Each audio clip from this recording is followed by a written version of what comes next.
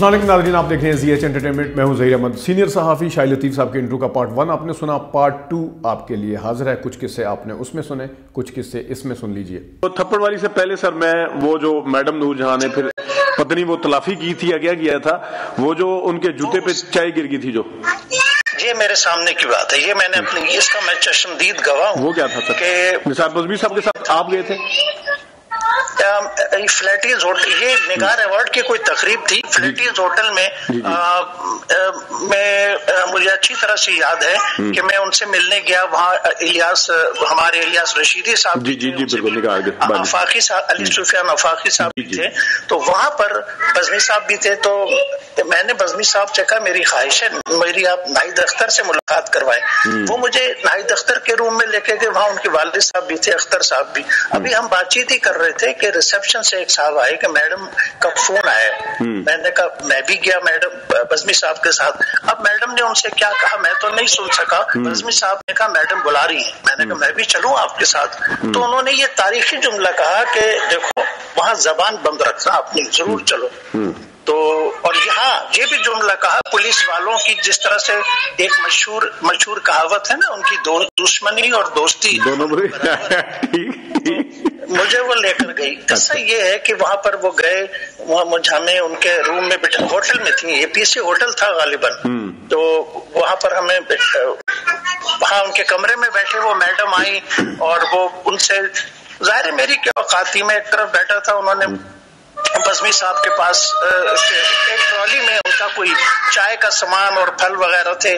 सलाम दुआ करने के बाद चाय पेश करने, ये मैं खुद देख रहा हूँ, मेरे सामने की बात है, चाय पेश करने के लिए उनके पास चलकर आई। और ये तो तय है कि वो जान करके वो चाय की प्याली बज़मी साहब के पैरों पे गिरा दी। तो वो थोड़ी सी चाय छलकी, वो गिरी तो एकदम झुकी। बज़मी साहब चप्पल उतारी तो वो चप्पल उन्होंने सर पे रख ली अपने। हाँ, सर पे रखने से पहले अपने कीमती साड़ी कोई पहनी हुई थी उससे साफ की। अच्छा, सर पे रखी, यानी कि चाय के ऊपर जो चप्पल थी वो अपनी साड़ी से साफ की, वो जो चाय चप्पल साड़ी से साफ की और सर पे रख ली। बज़मी साहब अरे खड़े हो गए, मैडम क्या कर रही हैं?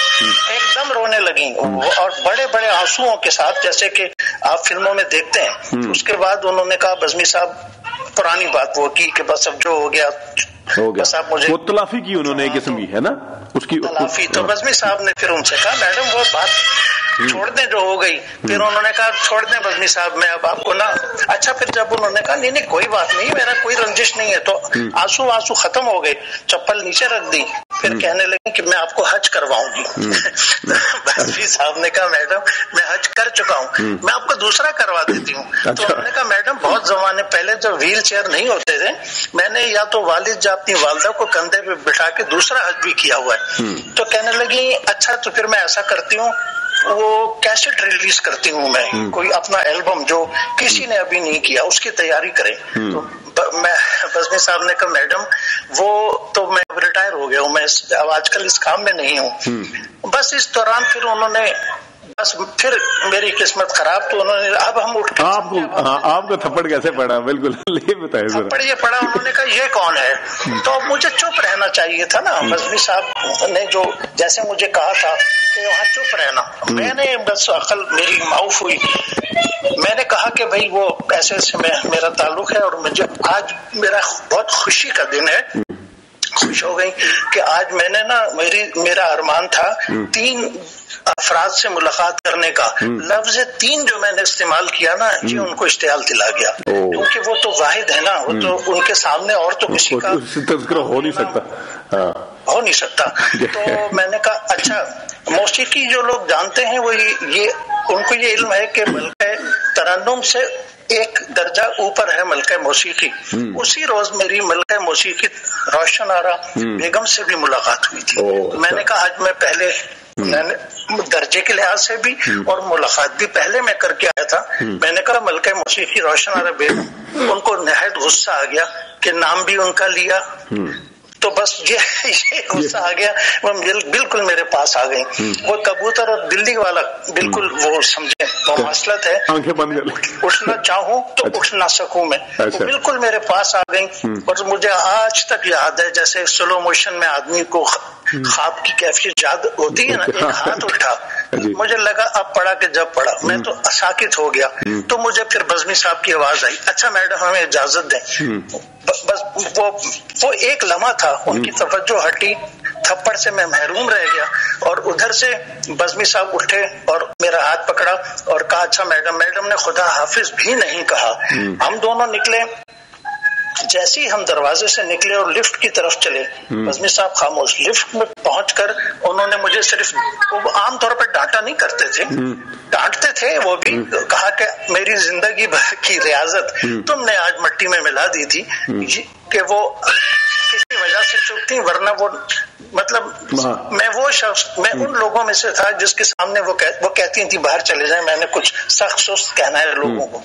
وہ پھر بہت ناراض ہوئے، کئی دن تک وہ ناراض رہے، بڑی مشکل سے میں نے انہیں منایا. یہ قصہ ہے. ہاں ایک بات ہے، اس کا حاصل کلام یہ ہے کہ یہ بالکل میں صحیح کہہ رہا ہوں، اس میں کوئی مزاح کا پہلو نہیں ہے. اگر مجھے تھپڑ پڑ جاتا ظہیر صاحب تو شاید میں سرتال میں آ جاتا. ٹھیک ہے، دنیا آپ ابھی بھی سرتال میں ماشاء اللہ. اچھا سر، کیونکہ میں جس طرح ناظرین کو بتا دوں کہ ہم وہ والے پہلو جو ذرا غصے سے بھرپور ہیں، ظاہر ہے انسان ہے، انسان کے اندر تھوڑی سی منفی بھی پائی جاتی ہے اور خوبیاں بھی پائی جاتی ہیں. اب ہم کوشش یہ کر رہے ہیں کہ ایک خوبی اور ایک تھوڑی سا جو غصے والا پہلو ہو. یہ سر بتائیے گا، وہ ڈھاکہ میں کوئی انہوں نے اسپیشل گورنر کے باوجود، بلانے کے باوجود بھی انہوں نے ملازمین کے لیے، جو ہوٹل کے ملازمین تھے ان کے لیے، یہ مجھے آفاقی علی سفیان آفاقی صاحب نے مجھے خود بتایا، اور یہ انہوں نے مختلف جگہوں پر لکھا بھی ہے کہ وہ اس طرح سے وہ گئے. ان کے ساتھ میڈم نور جہاں بھی تھی، اعجاز بھی تھے، کمال بھی تھے، اور آفاقی صاحب تھے، اور شاید ایک آدھ اور بھی کوئی شخص تھا، مجھے اس وقت یاد نہیں ہے. وہ کہہ رہے ہیں کہ صاحب وہ جڑے فنکشن ہوئے، سب کچھ ہوئے، تو وہاں پر بالکل آپ صحیح کہہ رہے ہیں، یہ کہ جو وہاں کے ملازمین تھے، وہاں کے شیف تھے، وہاں کے ویٹر تھے، اور جو اسٹاف تھا ہوٹل کا، تو ان کے لیے انہوں نے کہا کہ بھئی یہ میں آج ان کو انٹرٹین کروں گی. اس وقت وہاں سے گورنر ڈھاکہ سے فون آیا انہیں کہ بھئی یہ آفاقی صاحب نے مجھے بتایا کہ بھئی آج آپ وہاں آ رہی ہیں. انہوں نے فوراً کہا نہیں میں وہاں نہیں آ سکتی، آج میں نے انٹرٹین کرنا ہے اسٹاف کو. تو بڑے حیران ہوئے کہ صاحب یہ کیسی بات. اس نے کہا نہیں میں تو کہہ چکی ہوں. تو یہ، اور وہ ظاہر ہے جب انہوں نے کہہ دیا تو ان کا ٹالا کون ٹال سکتا ہے. یہ ایک بہت اچھی بات ہے جو، اور وہ بڑی، آفاقی صاحب نے بھی وہ محفل اٹینڈ کی.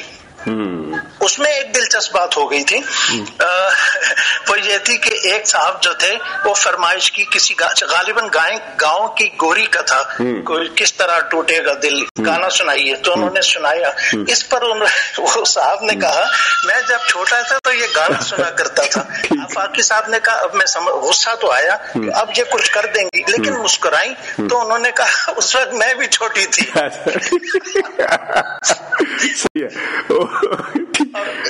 ایک چیز آپ ان کا مثبت پہلو یہ ہے جو میں نے خود دیکھا، اور وہ یہ تھا کہ پاکستان ٹیلی ویژن کراچی مرکز کے گیٹ پہ، یہ زمانہ ہے جب ابھی خبر نہیں آئی تھی کہ اخلاق احمد کو کینسر. میں ادھر ہی آ رہا تھا، میں بالکل اخلاق احمد. جی اچھا جی بتائیے.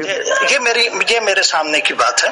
تو میں گیٹ سے داخل ہو رہا تھا تو وہاں پر مجیب عالم کھڑے تھے. تو وہ کہنے لگے ارے بھائی، میں گیا یار اس کو سمجھاؤ کہ ڈاکٹر کے پاس نہیں جاتا. میں نے کہا بھائی کیا ہوا؟ تو وہ مجھے مولوی کہتے تھے، اخلاق احمد. ارے مولوی ان کی باتوں میں مت آؤ. میں نے کہا بھائی کیا قصہ ہے؟ تو مجیب بھائی کہنے لگے اس کی حالت دیکھو، چہرے پہ 12 بج رہے ہیں، ڈاکٹر کے پاس نہیں جاتا. اس کے بعد خیر مجھے انہوں نے پھر کان میں بتایا کہ صاحب جی کافی دنوں سے ان کی حالت ہے، کچھ گڑبڑ ہے.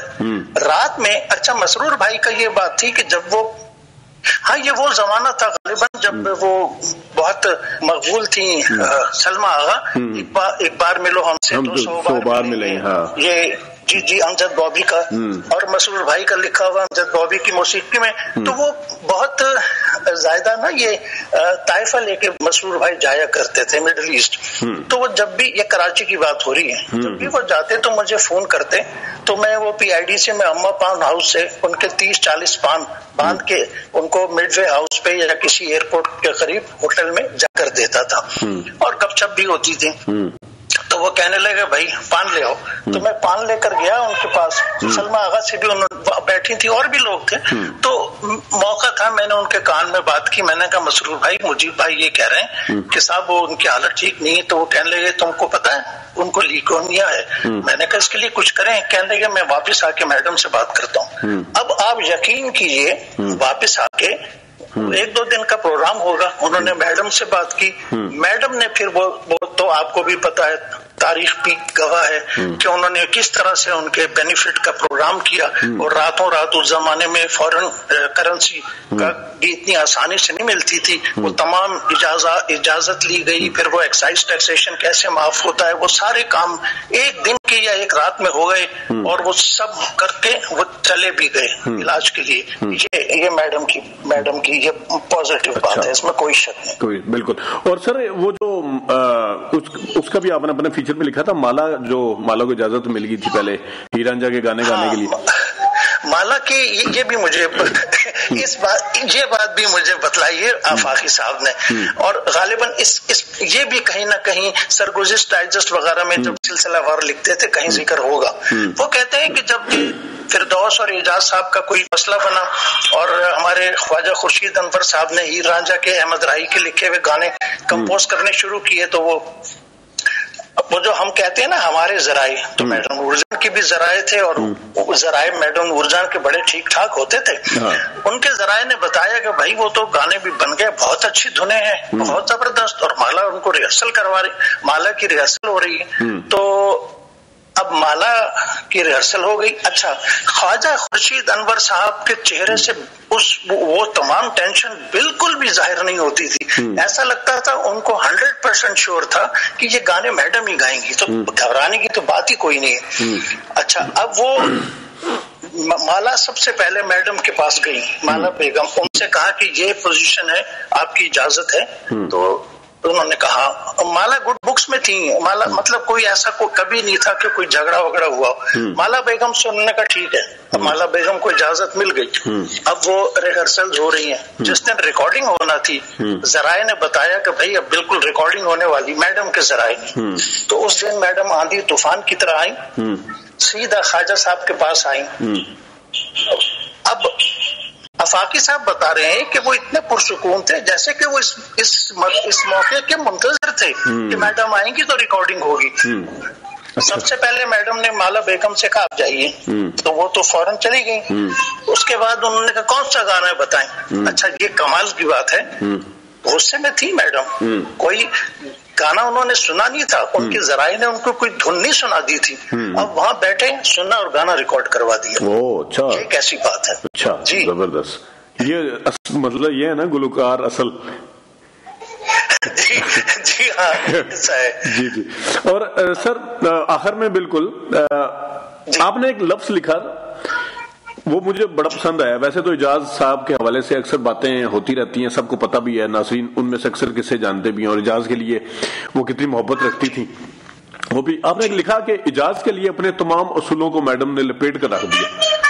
یہ سر ذرا تھوڑا سا بتائیے. جی, میری کیا اوقات کہ میں اس کو ایکسپلین کروں. صرف یہ تھا کہ میڈم نور جہان کو جب کوئی شخص ان کی نظروں سے گر جاتا تھا نا, تو پھر تقریباً یہ ناممکن بات تھی کہ وہ پھر سے وہ اسی تعلقات نہج پر آ جائیں جیسے پہلے تھی. ایسا کبھی ہوا نہیں. مطلب جو ان کے قریب لوگ تھے وہ یہ کہتے ہیں کہ ایسا کبھی نہیں ہوا. ان کے اصول تھے. وہ جب چاہے وہ کوئی میوزیشین ہو, چاہے وہ کوئی بھی ہو, چاہے اس کا فلم کریڈٹ سے تعلق بھی نہ ہو, اگر ایک دفعہ وہ ان کی نظروں سے گر گیا تو گر گیا. اس کا بالکل ہی بھڑکس نکل گیا, بیڑا غرق ہو گیا اس کا. وہ بالکل پھر کوئی ہمدردی نہیں ہوتی تھی. یہ پہلی مرتبہ ہوا تھا.